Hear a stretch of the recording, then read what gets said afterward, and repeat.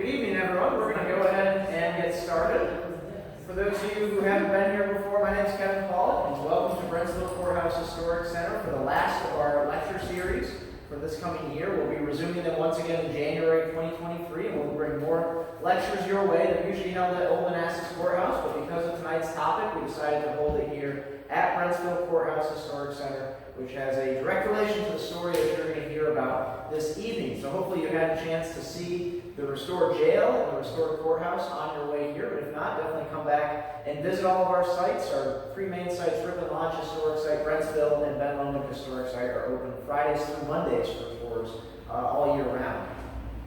I did place some of our program brochures as well in the back. They're on the bench back there by Rob. Rob, wave to everybody so they know. And we have plenty of other historic programs coming up throughout the months of May and June. Just a few historic programs that I want to highlight. On June 8th, at Water's End Brewery in Woodbridge, we'll be having our Take a Sip of History, focusing on the Prince William County in the American Revolution. So again, that will be June 8th. We have a flyer back there dedicated specifically to that. And on August 10th, we'll have another one just up the road here from us at Tin Cannon Brewing, focusing on the battle and campaign of Second Manassas. And then also one other program I'd like to highlight, we've started doing Wednesday walks, the first Wednesday every month from May through October. We'll be doing about an hour-long walk at Bristow Station Battlefield, which is just up the road from us here. So if you do have any questions about any of those programs, feel free to ask me at the end, or pick up a flyer in the back, and we hope to see you at some of our sites again in the future. But tonight I want to go ahead and introduce our speaker for this evening, my good friend Jon-Erik Gilot, who's worked in the field of public history for more than 15 years and is very active in numerous historical organizations. He's a regular contributor at Emerging Civil War since 2018. His work has also been published in books, journals, and magazines, and his first Emerging Civil War series title, called John Brown's Raid, is scheduled for a 2022 release. Jon-Erik earned a degree in history from Bethany College and Master of Library and Information Science from Kent State University. Today he serves as the curator at the Captain Thomas Espy Grand Army of the Republic Post in Carnegie, Pennsylvania, and works as an archivist and records manager in Wheeling, West Virginia. And tonight he'll be presenting to us about Dangerfield Newby's fight for freedom. So please join me in welcoming Jon-Erik.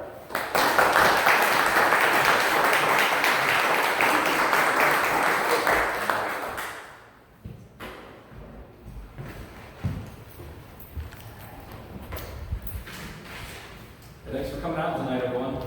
Everyone can hear me? All right. I'd like to say thank you to Prince William County staff here. Like Kevin said, I've been in the field of public history about 15 years now. I have worked with organizations at the national, the state, the county, the city, local level. And I have to say, what Rob and his really all-star cast that he put together here in Prince William County, what they have going on is truly dynamic. I came down earlier today. I got to spend some time at Ben Lomond, at Bristow, the entire complex here, between virtual reality, the beautiful new jail exhibit, really fascinating stuff. So please support them. Thanks for coming out tonight and keep coming back to their programs. We're ready here. All right. So probably most of us have, all of us in here have heard of John Brown's Raid. We're familiar with that, right? October 1859, one of the seminal, the cataclysmic events that really catapulted the United States towards Civil War. And if we had a visual of that raid, it might be John Brown himself, with that kind of flowing white beard, that icy stare. Or maybe it's John Brown's fort, fire engine house in Lower Town, Harpers Ferry, where Brown had holed up with his command and his hostages. This was his Alamo here. But I would contend that next to John Brown, one of the most recognizable faces associated with John Brown's raid is this guy, Dangerfield Newby. This is a haunting image. This was at a time when having your photograph meant something. This was an event. It's become kind of mindless today. And any one of us can take out our cell phones and shoot any number of pictures. But this was composed, this was thought out. This photo was taken to speak to us across generations, and I think it does. So you might have seen photo before, you might have seen some representation of him, but you might not have known who he he was. He's been portrayed on the big screen. We had a conversation about this during dinner tonight. Anyone seen Emperor? Just a few years ago. Kind of mixed reviews on that one. Django Unchained, the main character, loosely based off of Dangerfield Newby, Quentin Tarantino's one of his masterpieces. Great movie. The Good Lord Bird. Anyone watch the Showtime series a few years ago? Talked about this tonight too. Fascinating. The intricate, kind of obscure parts of the story that they got right, and then some of the bigger details where they just took complete license, and it's hilarious. Really well done. He's been portrayed, there have been at least 2 bands that have been named after him. He's been portrayed on album covers, the Dangerfield Newby here, naming their album Harriet after Newby's wife. He's been portrayed in art and in literature. Been mentioned in several books. The Fight for Freedom just came out several years ago. Migrants Against Slavery, really masterful work there with an entire chapter on the Newby family. A Google search, Dangerfield Newby, turns up 33,000 results in about a half a second time. Dangerfield Newby has achieved some level of fame that he certainly never sought out or desired and could have never expected. This was just a man who was trying to rescue his family, trying to put his family back together. And after exhausting all other means, Newby went to any means necessary, certainly showing more restraint than any one of us might have had we been in his position. But Newby's story is also among the most tragic, the most heart-wrenching stories of John Brown's raid. In this army of men recruited by John Brown, Dangerfield was himself the oldest enlistee next to John Brown. Dangerfield was fighting for far more personal reasons than the majority of his counterparts, who were, by and large, young, impressionable men. And all of this from a guy who lived just a few miles from my hometown, and who also had ties, strong ties, right here to Brentsville. But more than Dangerfield himself, it's the story of a family and the lengths that family was willing to go to achieve, to secure their freedom. So, behind the slide here. So here's a spoiler alert. If you don't know when John Brown's raid ends, put your earmuffs on, because I've got to tell you, I'm going to kind of start at the beginning, or start at the end and circle back. So, October 18th, 1859, John Brown's raid is over. Brown is badly wounded in the final assault on the engine house, and he is removed over to the neighboring paymaster's office, where he's laid on the floor. He's almost immediately interviewed, or interrogated, rather, by two politicians, Virginia Senator James Mason, who was himself a champion of slavery, and Clement Vallandigham, who was a pro-slavery congressman from Ohio. And now these two heard about what was going on in Harpers Ferry. They rushed over there, feeling that they could use this raid to their political advantage. Their goal was to interrogate Brown about his connections, specifically to Ohio, and to prominent abolitionists from Ohio, guys like Joshua Giddings and Ben Wade, politicians who had aligned themselves with this new Republican Party and their anti-slavery platform. So they're interrogating Brown, saying, had any of your men come from the Western Reserve or any from Southern Ohio? Brown was in real pain. He'd been wounded several times, but he was still forthright with his answers. And he replied, quote, "Yes, I believe one came from below Steubenville, down not far from Wheeling." And Brown was here referring to our subject, Dangerfield Newby. And it was at this point when I read this, reading a John Brown's raid transcript, probably as a high school student, that kind of tipped me off that one of these guys was from my hometown, from my area. That's what really got me interested. It probably says a lot about me that as a high school student, I'm reading John Brown's raid transcripts and not chasing girls. But Newby had only called my corner of southeastern Ohio home for a short period. Dangerfield Newby was born circa 1820. We don't have an exact date, but he was born in Rappahannock County, Virginia.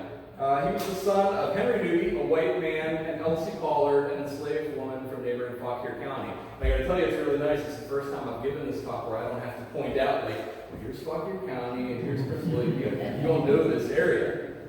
But Henry's father, Edward, had built the Newby ancestral home in a place called Newby's Crossroads. Today that's down around Amosville, Virginia, in the 1770s. And Henry would live there until 1830 when he sold the property to his brothers and relocated to a larger property several miles away at Gorvine in Culpeper County. Now, Elsie was about 16 years younger than Henry. She was owned by John Fox, who had lived at Fauquier Springs in Fauquier County. And Fox was one of the largest slaveholders in Fauquier County. He would at one point have about 200 slaves. And he was known to rent those slaves out to work in the surrounding areas. So we can imagine that that's perhaps how Henry and Elsie had met. Now, Henry and Elsie apparently married in December 1818. At least that's what Elsie tells us later in a pension application. And Dangerfield was the first of at least 11 children born to the couple. And even though their father was a free white man, according to Virginia law at that time, any children born to an interracial couple assumed the race of the mother. Therefore, Dangerfield and his siblings were all the enslaved property of John Fox. At least that's how they were born. But if you look at the names and the dates here, you can imagine that this couple perhaps suffered a few miscarriages or infant mortality, which was high at that time, but you see some gaps from 1828 to 1832, and then a big gap from 1840 to 1847. But even still, Henry must have worked out an agreement with John Fox, because we know that Elsie and the children lived with Henry while remaining the property of Fox. Now, interracial marriage was against the law at that time, so it's more likely that they lived together simply as common law husband and wife. But if you think about that, here's a white man living in a slave state who married an enslaved woman and raised a large family with her. And you'd think that that was so forward-thinking, ahead of their time. But Henry was himself a slaveholder, owning at least 17 slaves, according to the 1850 census. Now, some of those slaves were likely his own children and some of his grandchildren, who he manumitted in September 1858, and they relocated over to the Shenandoah Valley. And now, to John Fox's credit, on his death in early 1859, he stipulated in his will that all of his slaves be freed and that good property be purchased for them in Ohio. Because again, Virginia law stipulated at that time that any slaves who have been manumitted must leave the state within 1 year of their manumission unless securing a sponsor. So Fox's estate actually wasn't settled until after the Civil War, at which point his property was divided up in lots for his slaves, at least those slaves who could be located, but they each got a little piece of property there. So Dangerfield Newby was himself skilled in the trade of blacksmithing, and John Fox hired Dangerfield out to work on the Rappahannock River Canal down in the area of Fredericksburg. At an unknown date, probably, based on this, probably 1840 to 1842, he married Harriet Jennings, a house slave who belonged to Dr. Lewis A. Jennings, who was a physician at one point right here in Brentsville. They'd actually lived up in Fauquier County previously. Jennings had several residences in Warrenton, I think around Fauquier Springs, and then later here in Brentsville. He didn't actually come here until later in the 1850s, I believe. You can contest that. Please tell me if I get anything wrong here with the local history that you all certainly know better than me. But between 1843 and 1859, Harry bore Dangerfield at least 7 children, all the property of the Jennings family. And again, if you look at the dates here, we can imagine that this couple perhaps suffered some infant mortality. Now, in the fall of 1858, Henry Newby received permission from John Fox to move Elsie and their children to Ohio. Now, this is important because Ohio had set a legal precedent only 2 years earlier in the case of Anderson versus Poindexter. And in this case, the Ohio Supreme Court decided in the favor of a slave from Kentucky who was hired out by his master to work in Ohio. And the court said that by establishing his residence in Ohio, that slave had become a free man. The language of the ruling actually said that the chains of slavery would be broken and, quote, crumble to dust when he who has worn them obtains the liberty from his oppressor and is afforded the opportunity of placing his feet upon our shore and breathing the air of freedom. We don't write laws like that anymore. They don't sound that good. It's beautiful. But so in going to Ohio, as soon as Elsie and her children crossed the Ohio River, they were free.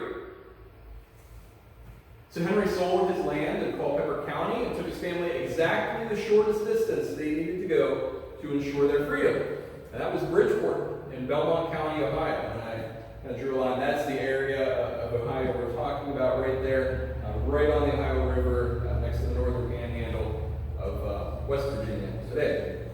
Now, I can't say for certain what brought them to Bridgeport. I've looked, and I've never seen anything that took them there. So, whether they had friends or family in the area, I can't say for certain. But what's interesting is that their trip to get there almost certainly would have taken the family through Harpers Ferry.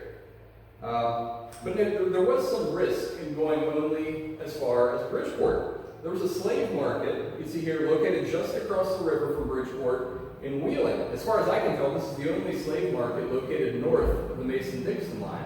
Wheeling is a northern but a very southern city at this time. Beyond that, the Fugitive Slave Act of 1850 had empowered slave owners and slave catchers to cross over state lines and retrieve their supposedly escaped slaves. And I say supposedly because there were some unscrupulous slave catchers who weren't above capturing free African Americans and sending them south to slavery. Now, we do have one account of William Wells Brown, who was himself an escaped slave, later becoming a prominent abolitionist. But Brown had visited this area of southeastern Ohio only a few years before the Newby's arrival, and he recorded how, quote, 5 or 6 men went to the house of a colored man by the name of John Wilkinson, broke open the door, knocked down the man and his wife, and beat them severely, and seized their boy, aged 14 years, and carried him off into slavery. After the father of the boy had recovered himself, he raised the alarm, and with the aid of some neighbors, put out in pursuit of the kidnappers and followed them to the river, but they were too late. He continues here. The villains crossed the river and passed into Virginia. I visited the afflicted family this morning. When I entered the house, I found the mother seated with her face buried in her hands, weeping for the loss of her child. The mother was much bruised and the floor covered in blood in several places. I was compelled to turn aside and weep for the first time since entering the state.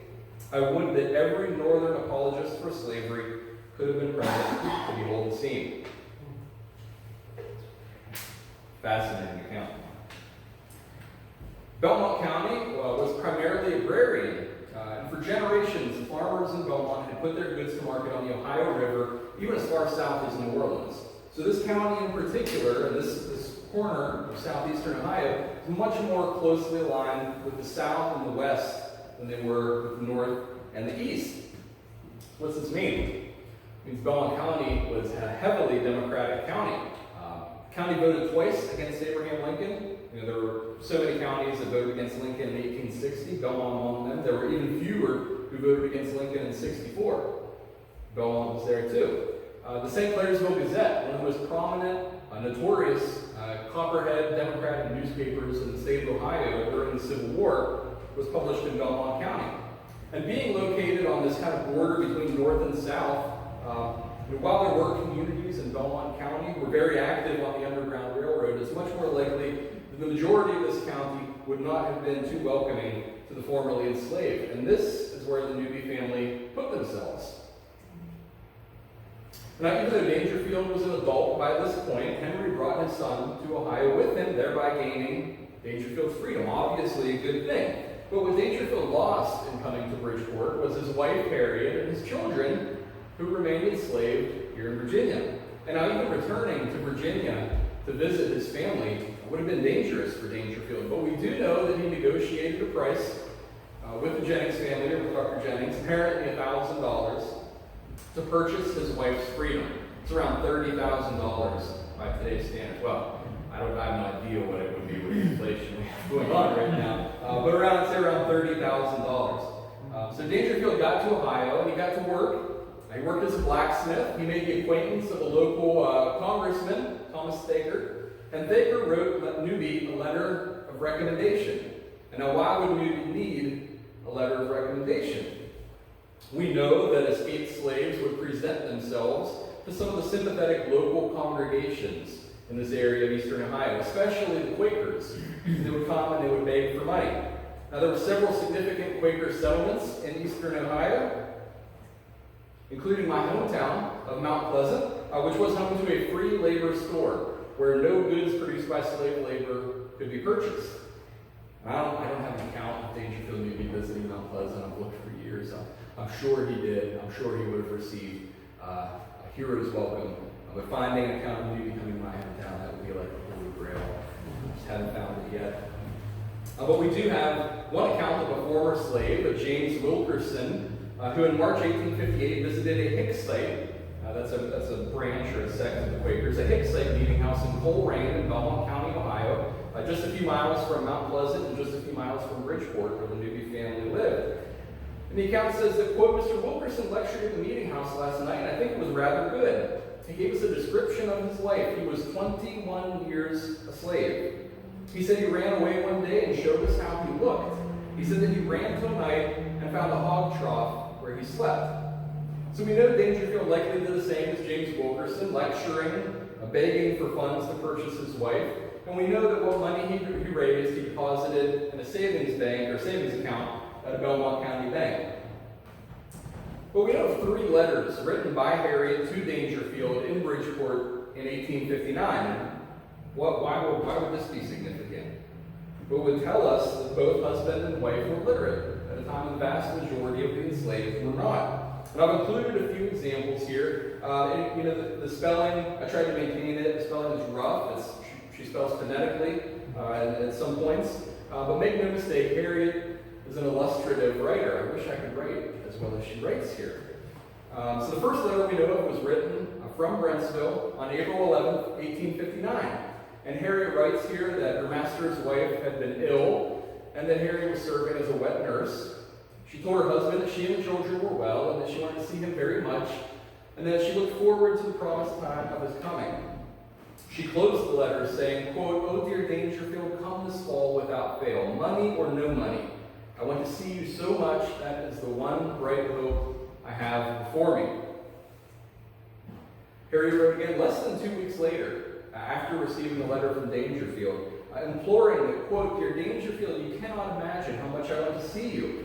Come as soon as you can, for nothing would give me more pleasure than to see you. It is the great comfort that I have, thinking of that promised time when you will be here, that blessed hour when I shall see you once more."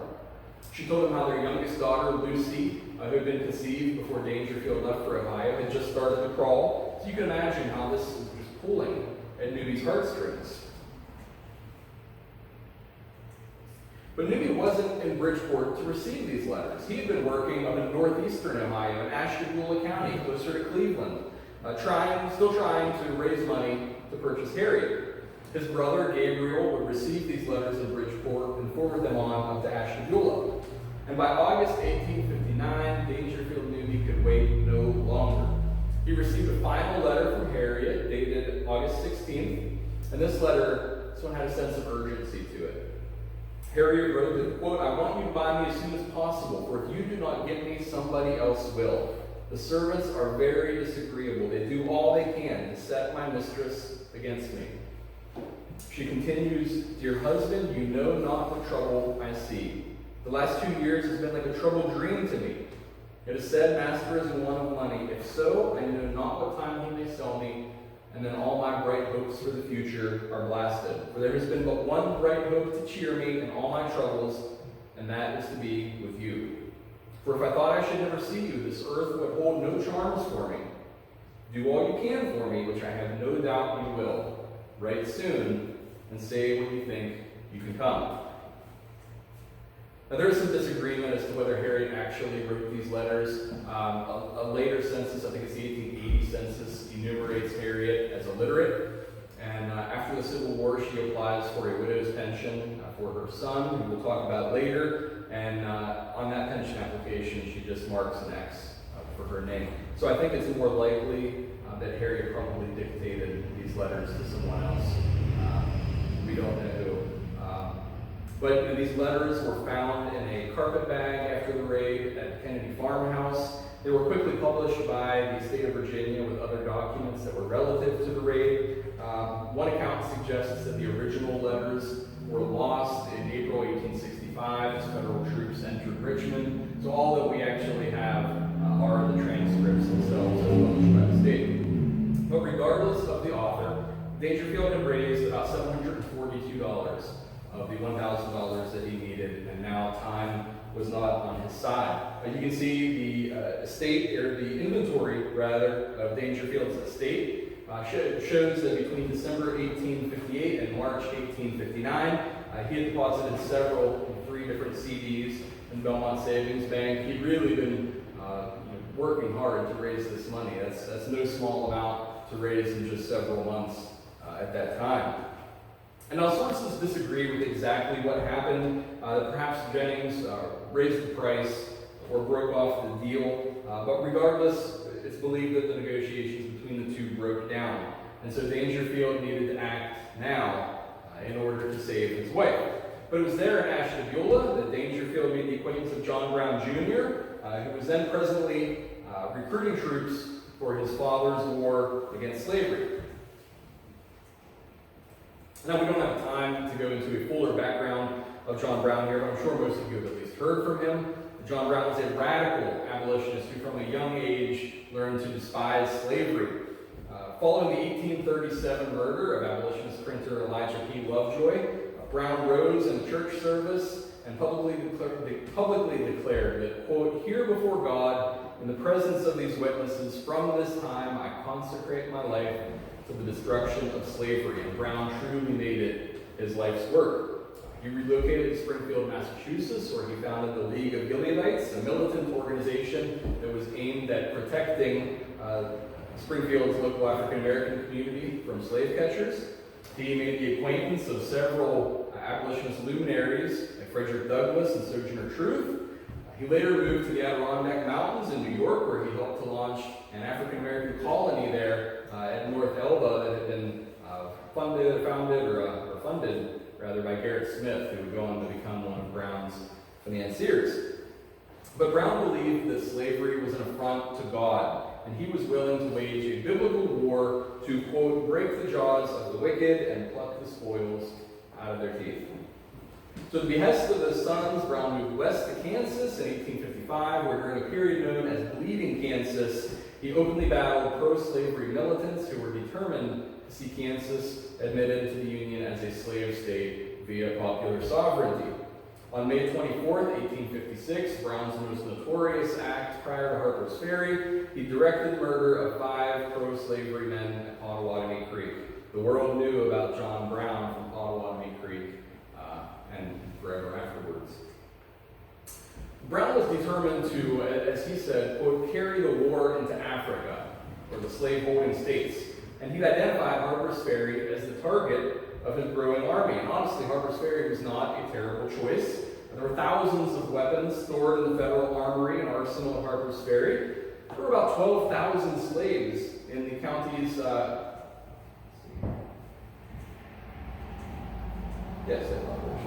were about 12,000 slaves in the counties here immediately surrounding Jefferson County and Harpers Ferry. And Brown hoped to use the mountainous area, the mountainous terrain in this area to launch what he deemed, or what he called, lightning strikes against slaveholders, where Brown would fall on their farms and plantations in the middle of the night and steal off their slaves and retreat back into the mountains. He wanted to wage a form of economic warfare. And he thought that in stealing slaves from local plantations, that he would destabilize the slave economy in the Upper South. That slaveholders would be fearful of their investment and would choose not to keep slaves in that area anymore.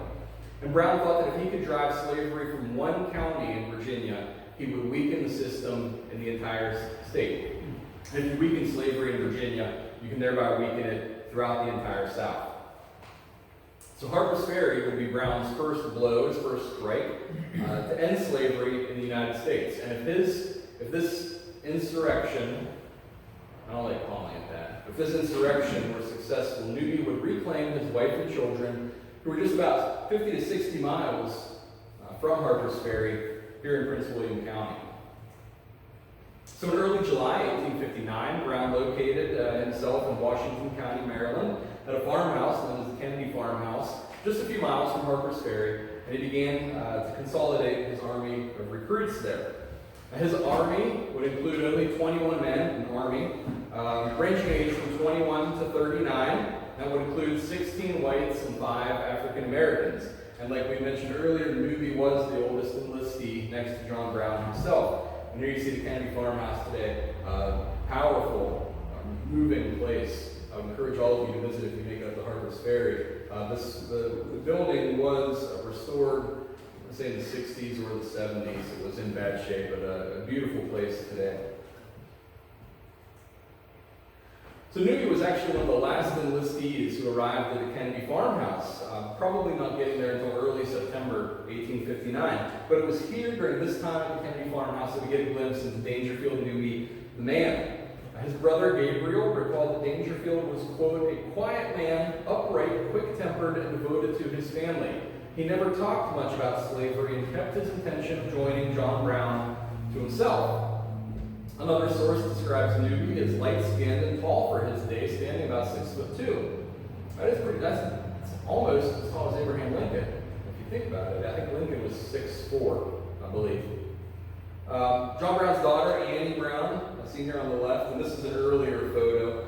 She was a teenager, I believe, when she got to the Kennedy Farmhouse. But she relocated to the farmhouse in the summer of 1859. Brown called her down to keep house and cook and clean for the men. And she recalled Newby as, quote, quiet, sensible, and very unobtrusive, and that he was, quote, a splendid light-skinned specimen. She recalled that Newby would get very low-spirited and impatient at what appeared to him to be a long delay in preparation. But she recalled that everyone was fond of Newby and would try to cheer him up. Newby also had a bit more freedom than the other raiders there. He had his papers, I imagine, he kept them on him, and Newby would go out and work at a few of the local farms in the area. The majority of Brown's raiders there at the farmhouse were confined to the farmhouse and even to the upper level of the farmhouse all throughout the day, so that they wouldn't arouse any suspicions that anything had been going on there. These men would typically only go out at night, and they especially liked it when there was a thunderstorm. They could go outside and kind of whoop and yell and blow off some steam without fear of anyone finding them. But Annie also recalled that Newby had familiarized himself with a provisional constitution that had been outlined by Brown in Chatham, Canada a year earlier. This constitution, Brown had, he envisioned it would govern this slave state, or state rather, of escaped slaves somewhere in the Appalachian Mountains. And Newby was especially taken with Article 42 of this Constitution, which noted that, quote, the marriage relation shall be at all times respected, and families kept together as far as possible, and broken families encouraged to unite with intelligence offices established for this purpose. So you can imagine, how this kind of language would appeal to Newby. He was himself trying to reunite his fractured family. There's also a reason to believe that Newby was trying to recruit his brothers, Gabriel and James, to join him at the Kennedy Farmhouse. We do have sources that tell us that both Gabriel and Dangerfield had been active on the Underground Railroad in Belmont County. And while Dangerfield did encourage them to travel to Maryland and join him, he did not indicate a purpose, and neither one made the trip. So on the night of October 16, 1859, John Brown sets his plan into motion. Began moving his army towards Harpers Ferry, and at first things went very well. The men quietly captured the Baltimore and Ohio Railroad bridge leading into town, captured the armory watchman, and by 11 p.m. they had possession of the armory. So at this point, Brown started fanning his men out across town. So you see them going over here to the arsenal. Let's see if right. Yeah, see they're going over here to the arsenal. So we're going over here to the Shenandoah Bridge, and then about a mile outside town here to Hall's Rifle Works. And Brown also sends a crew out of town this direction through Bolivar towards Charlestown to secure some hostages, among them Lewis Washington, a great-grandnephew, you see here, of George Washington. Now things began to change about 1:30 the following morning, October 17th. A Baltimore and Ohio Express train traveling from Wheeling to Baltimore pulled into town. Now the conductor and his crew, they were confused why they weren't met by a bridge watchman, and they got out to investigate. The railroad bridge in Harpers Ferry, the B&O Bridge, was a covered bridge, and trains would typically slow on arrival and meet with a bridge watchman there who would kind of take them through the bridge to ensure that there were no obstructions or anything on the track. So on detraining, this crew was met by the night watchman who informed them that he'd been attacked. And the watchman was actually joined by Hayward Shepherd, who was a local baggage master at Harpers Ferry. And this crew, the train crew, the watchman, and Hayward Shepherd, they entered the bridge. Now Brown had two men stationed at the bridge, his son Oliver Brown and William Thompson, who was a brother to one of Brown's son-in-laws. And so they're at the bridge, and they call out for this railroad crew to stand and deliver. Shots rang out. The men turned when they heard this and tried to exit the bridge. When shots rang out, and Hayward Shepherd was struck just below the heart. The bullet exited just below his left nipple. The first casualty of John Brown's war on slavery was himself a free African American. More gunshots started to awaken the citizens around Harpers Ferry, and riders were dispatched out to Charlestown and Shepherdstown to put the local militias on notice that some kind of trouble was brewing at Harpers Ferry. They didn't know what was going on yet. So what Brown actually offered to let the train pass, the conductor didn't feel it was safe to go until daylight. He was worried that the bridge was booby-trapped. So the train remained there until 6:30 the following morning, October 17th. But this train from Wheeling to Baltimore would ensure John Brown's downfall, because as soon as the conductor got to the next stop, he got off the train and he telegraphed down the line that armed abolitionists had invaded Harpers Ferry. First, the first person who received that telegraph didn't believe him. Telegraphed back, "You've got to be kidding." And the conductor said, "It's worse than I've even, it's actually much worse than I've made it sound." Something along those lines. So this was the first alarm to the outside world that all was not well at Harpers Ferry. Around 7 a.m., another Harpers Ferry resident, Thomas Morley, was shot and killed while trading fire with Brown's men. And this enraged the citizens of Harpers Ferry. To the citizens who were just waking up to gunfire, they had no idea who these men were, what they were doing. Were they vigilantes? Were they robbers? They didn't know what was going on. And during all of this, Dangerfield Newby had been stationed with Osborne Anderson, another free African American, and John Brown's son Oliver near the Arsenal Gate, which is by the entrance to the B&O Bridge leading into town. So angry citizens and militia companies from Charlestown and Shepherdstown and Bolivar began pressing Brown's men. Around noon, you had several militia companies launch an assault here.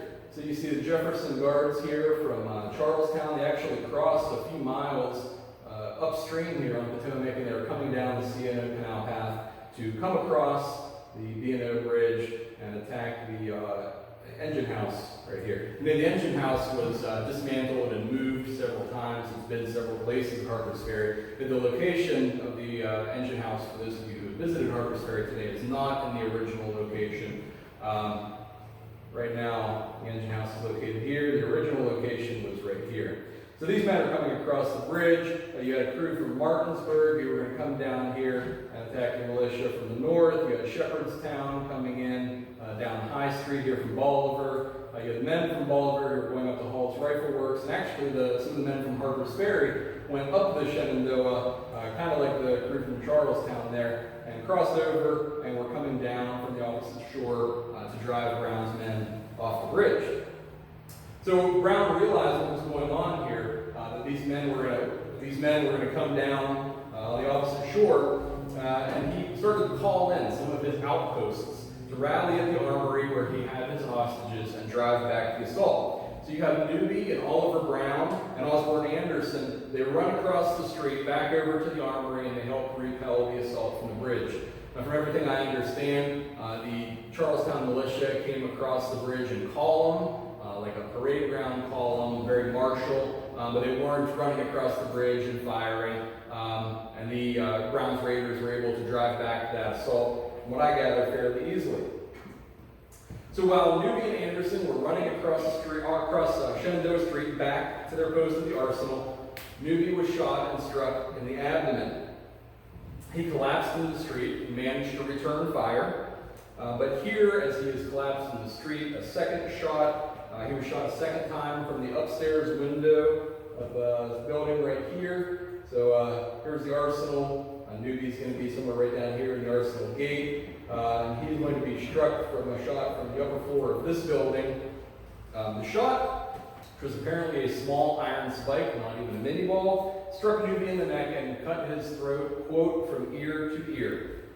One witness recalled that, quote, I saw his body while it was yet warm, as it lay on the pavement in front of the arsenal yard, and I never saw on any battlefield a more hideous musket wound than his. Newby was the first casualty in John Brown's army, his provisional army that he had there at Harpers Ferry.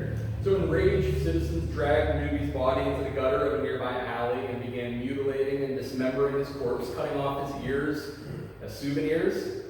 A newspaper correspondent recalled seeing others running sticks into Newby's wound and beating his corpse. Another citizen walked up and fired a shot into Newby's lifeless body, while another kicked Newby's face. Another Harpers Ferry resident wrote that, quote, shortly after Newby's death, a hog came up and rooted around the spot where the body lay, and at first appeared unconscious that anything extraordinary was in its way. After a while, the hog paused and looked at the body, then snuffed around it and put its snout in the dead man's face. Suddenly, the brute was apparently seized with a panic and scampered away as if for dear life. The display of sensibility did not, however, deter others of the same species from crowding around the corpse and almost literally devouring it. So that was the end of Dangerfield Newby, a man simply trying to reunite his family. John Brown's raid came to a bloody end the following morning when Brown and his survivors were stormed at the fire engine house by a detachment of United States Marines led by then Colonel Robert E. Lee. 10 of Brown's men were killed during the raid, including Newby. 5 escaped out of Harpers Ferry, and 7, including Brown, were captured. Brown and his captured compatriots were tried in nearby Charlestown. They were found guilty of murder, treason, and inciting insurrection. And as much as the raid itself, this trial brought the United States even closer to civil war. This was the first trial in U.S. history to receive national reporting, and the exhaustive coverage forced people north and south to choose sides on the issue of slavery. There was no more remaining ambivalent after John Brown's raid. Brown was hanged on December 2nd, 1859, and before ascending the gallows, passed his jailer a note reading, quote, I, John Brown, am now quite certain that the crimes of this guilty land will never be purged away but with blood. I had, as I now think, vainly flattered myself that without very much bloodshed, it might be done. And now some people will write off John Brown as a terrorist. Some historians have even tried to claim he was mentally ill. Think what you will of John Brown, whatever you think, he was also prophetically accurate. In one year, Abraham Lincoln was elected president. The southern states would secede from the Union, and the United States would see about 750,000 deaths over the resulting 4 years before slavery was finally purged away. But what about Dangerfield Newby? His story does not end with a desecrated corpse in a gutter at Harpers Ferry. When word reached back to Governor Ohio Valley that Newby had been involved in the raid, 3 men grabbed his brother Gabriel Newby and nearly beat him to death on the streets of Bridgeport, Ohio. These men were arrested, they were fined, and they were sentenced to hard labor on ball and chain. The local newspaper reported that, quote, it is true, we suppose, that Gabriel Newby is a brother to him who was killed at Harpers Ferry, but we do not believe that fact should operate in any degree as a license to drunken ruffians to beat his brains out. And if you could read the article here, it states that the men were fined $30 and $17 and had to work that fine off at the rate of 75 cents a day.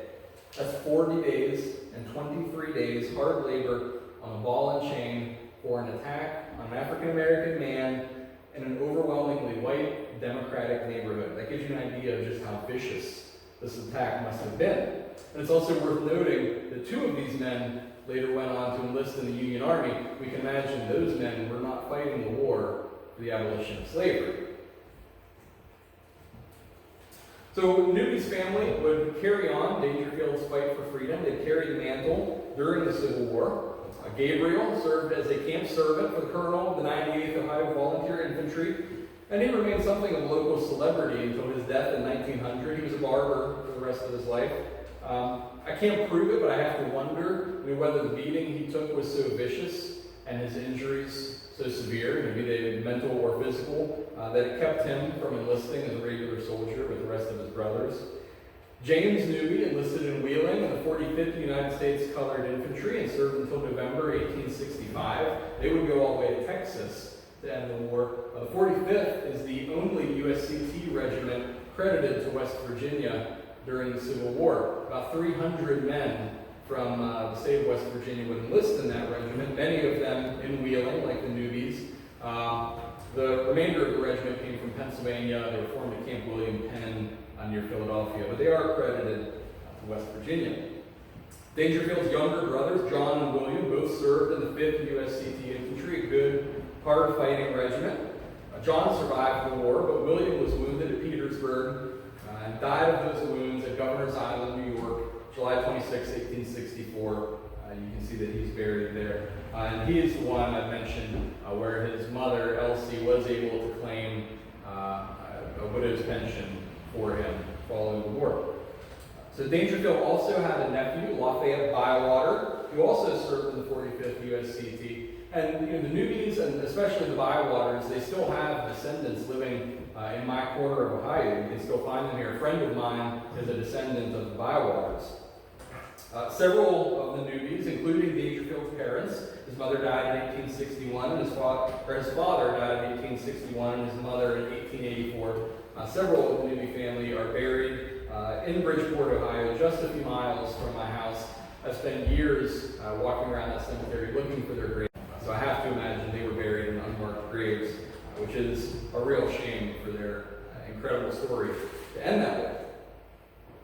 Dangerfield's body was left in the streets of Harpers Ferry until October 19th, when he was buried in an unmarked mass grave about a mile or two out of town, right along the Shenandoah River, with the other Harpers Ferry raiders, where they remained until 1899, when the grave was quietly disinterred in the dark, dead of night, and the remains shipped back to North Elba, New York, where they were reburied next to their captain, John Brown. The Harpers Ferry residents woke up here, all they found was the empty hole. These men were purposely buried in unmarked graves. The Virginians did not want these men to become martyrs. And I understand the ground was very wet. There was not much left of their remains, but everything was crated up. And you see here the reinterment next to John Brown at North Elba. But finally, what of Dangerfield's wife and children? Following year, Harriet Newby and several of her children were sold to a plantation in Louisiana. Her worst fears were realized. In 1862, Dangerfield's siblings filed suit against Harriet and her children to recover the money from Dangerfield's estate that was left sitting in that Belmont County bank. And because Harriet and the children could not present themselves in Belmont County to contest this suit, they'd been sold, they had no idea this was happening, the funds were instead awarded to Dangerfield's siblings. Harriet later remarried. She met her new husband, William Robinson, in a Freedmen's Bureau camp in Louisiana, and she had 3 children with him. Her husband had actually been born a slave in Shepherdstown, and only a dozen miles or so from Harpers Ferry, and no doubt he would have been familiar with the raid in which Harriet's husband had participated and was killed. The couple later relocated back to Virginia, lived in Fairfax County, and William worked at Mount Vernon. Harriet died in 1884, and the last of Dangerfield and Harriet's children lived until 1926. So, John Brown's raid is this, like I said, a seminal, a cataclysmic event, a watershed moment in our nation's history. And Dangerfield Newby was a big part of that story. This story demonstrates the tremendous cost of slavery. It cost Newby his wife, it cost him his children, and it ultimately cost him his life. And it demonstrates the lengths that one man, one family was willing to go to secure their freedom. I really wanted this book to be ready for you all tonight. I wrote this book with Kevin Pollack here a few years ago. We actually finished the manuscript almost 2 years ago in June 2020, and we are still waiting a COVID backlog for this book to go to the printer. You can find it on Amazon right now. I think it's scheduled for a June release. I think probably a little later in the fall, hopefully by October. It's probably more realistic. But published by Savas Beatty. I would encourage all of you to support independent publishing. Get your book directly from Savas Beatty or from Kevin. I'm sure Kevin will have copies here in Prince William County when it does come out. Kevin and I have published a lot on John Brown's Raid, on Harpers Ferry, on Emerging Civil War. You can visit emergingcivilwar.com for some of those articles. Harpers Ferry is just about my favorite place on earth. I proposed to my wife there. We renewed our wedding vows there. We go back and visit a couple times every year. So it was interesting researching this book, digging more into all of the stories. Dangerfield Newby is just one of the personal interest stories related to John Brown's Raid, of which there were many. So I would encourage you to grab a copy when that comes out. But thank you all for coming out tonight. I'm happy to answer any questions that anyone might have.